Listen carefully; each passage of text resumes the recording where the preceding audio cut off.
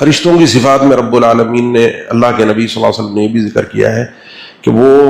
ان سے محبت کرتے ہیں جن سے اللہ محبت کرتا ہے، ان سے نفرت کرتے ہیں جن سے اللہ نفرت کرتا ہے۔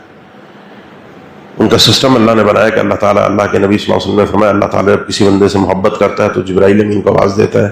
اور اس کو بتاتا ہے انی احب فلانا فاحبہ، یہ زمین میں فلاں آدمی ہے، اس سے میں محبت کر رہا ہوں، تم نے بھی اس سے محبت کرنی ہے۔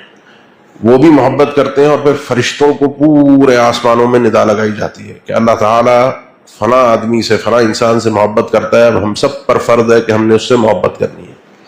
اور ثم یوضع له القبول فی الارض، پھر اس آدمی کے لیے بڑا ایک احترام، مقام، عزت، قبول زمین کے اندر رکھ دیا جاتا ہے۔ اب بات کو تھوڑا سا سمجھیے گا، ہمیں اللہ والوں سے، اللہ کے دین دار لوگوں سے، جن کے اندر واقعتاً کوئی دینداری حقیقت میں ہے، ان سے محبت رکھنی چاہیے۔ یہ اولیاء اللہ جو ہوتے ہیں، الموالات فی اللہ والمعادات فی اللہ، یہ بڑا ایک ایمانی تقاضا ہے۔ ابھی آج کل جو عالمی حالات اور جو سارا معاملہ چل رہا ہے، اس میں ہمیں اپنی محبت اور اپنی دشمنی کہیں نہ کہیں نظر اور سمجھ میں آئی جاتی ہے کہ ہمدردیاں کہاں ہیں، کس طرح کی ہماری ہمدردیاں ہیں، کیا ہماری سوچ ہے، کیا ہماری فکر ہے،